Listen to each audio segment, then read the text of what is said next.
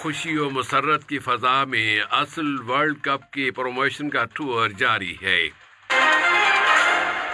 Ukraine کے شہر Mariupol کے ازوفستال کمپلیکس سے عورتوں، بچوں اور عمر رسیدہ لوگوں کو نکال دیا گیا ہے اور آج G7 کی سمٹ میں یہ بحران زیر بحث آئے گا۔ یہ تھا اہم خبروں کا خلاصہ، اور اب پیش خدمت ہے ریڈیو قطر سے آج کا پہلا مفصل نشریہ۔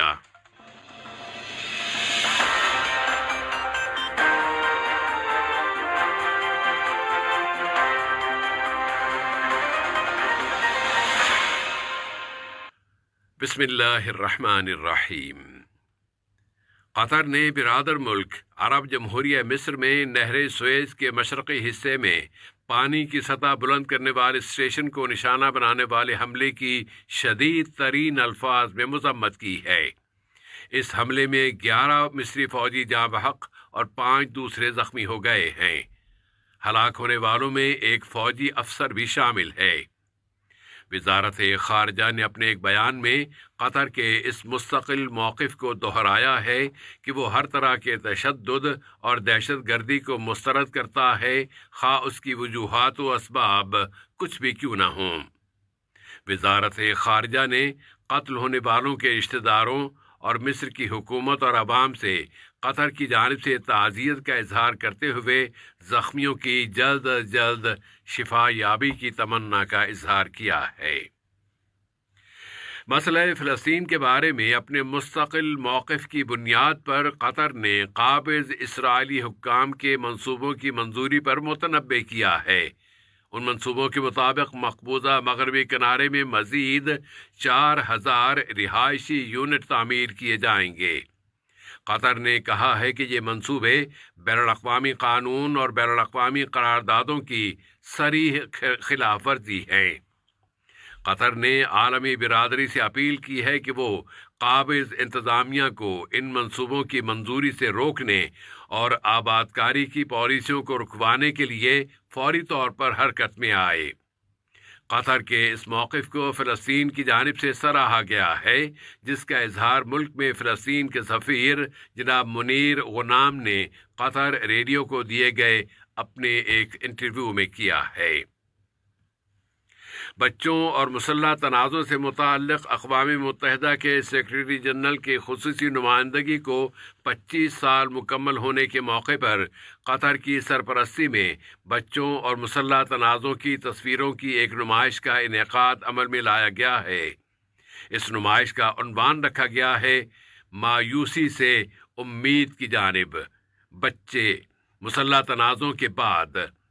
یہ نمائش اقوام متحدہ کے ہیڈ کوارٹر میں منعقد کی گئی ہے اور اس کے لیے وہاں قازقستان، مالٹا، عراق، ناروے، فرانس اور UK کے مستقل مشنوں کا تعاون حاصل کیا گیا ہے۔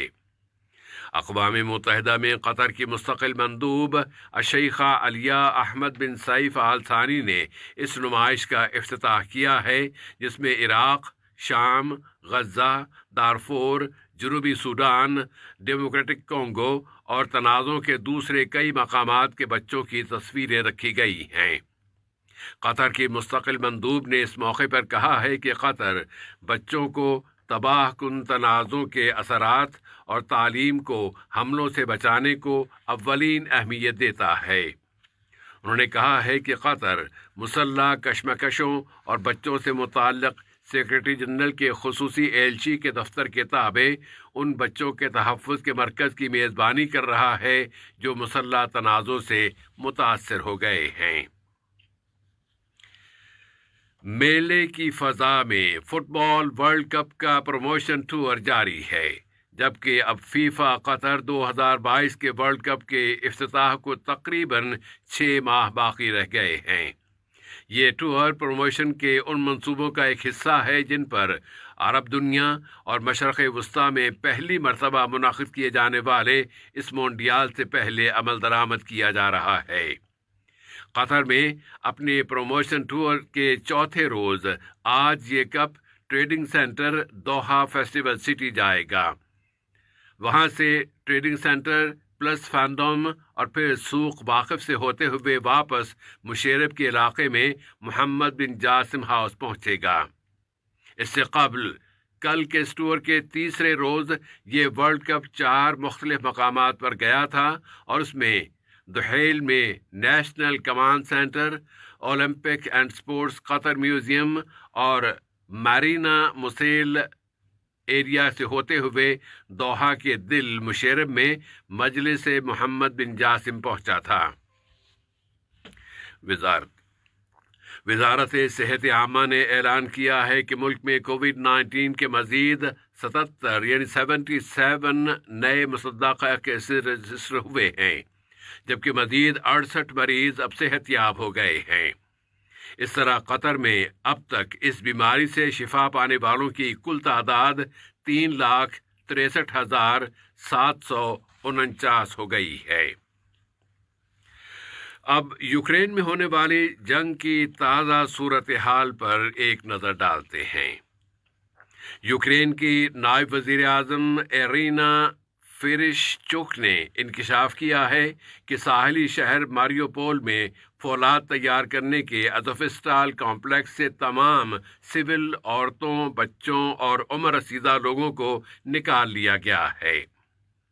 اس دوران میں یوکرین کی وزارت دفاع نے کہا ہے کہ روسی فوج نے ماریوپول پر اپنے حملے بند نہیں کیے ہیں اور یوکرین کے دفاعی دستے ازوفستال کے آس پاس ان حملوں کا مقابلہ کر رہے ہیں۔ اس نے بتایا ہے کہ روسی فوجیوں نے راستوں کے 3 پل تباہ کر دیے ہیں تاکہ خارکیو کے علاقے میں جوابی حملے کی رفتار سست کی جا سکے۔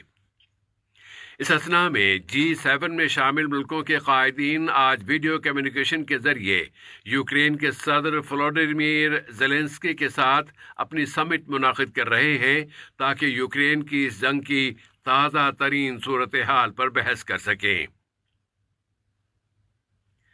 دوسری جانب روس کی وزارت دفاع نے اعلان کیا ہے کہ رومانیہ کے قریب واقع ارسیز کے ہوائی اڈے، بحر اسود پر واقع بڑے ساحلی شہر اوڈیسا کے ہوائی اڈے اور میکولائیو کے شمال میں واقع فودنیسک کے ہوائی اڈے کو نشانہ بنایا گیا ہے، اور امریکی دباؤ کے ضمن میں امریکہ کے ایوان نمائندگان کی اسپیکر نانسی پیلوسی نے کییو کا دورہ کرنے کے بعد کہا ہے کہ روس کا نام دہشت گردی کی سرپرستی کرنے والے ملکوں کی فہرست میں شامل کر دیا جائے۔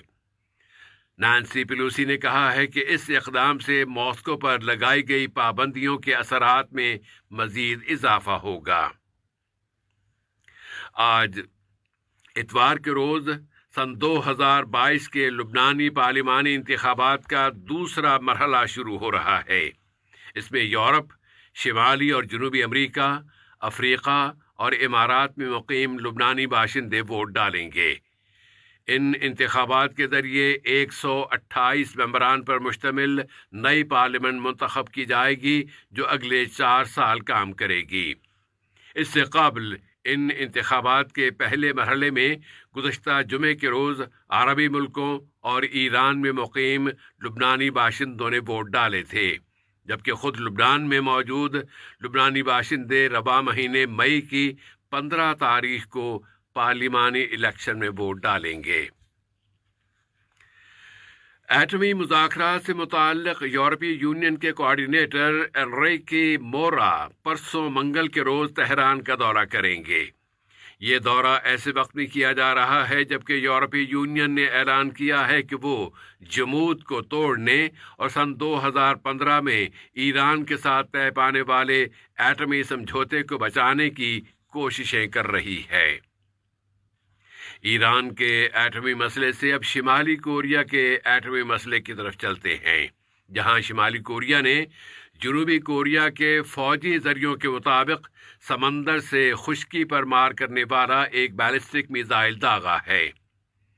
اس سے چند گھنٹے پیشتر امریکہ نے متنبع کیا تھا کہ پیونگ یانگ اگلے چند ہفتوں میں پھر سے ایٹمی تجربے شروع کر سکتا ہے۔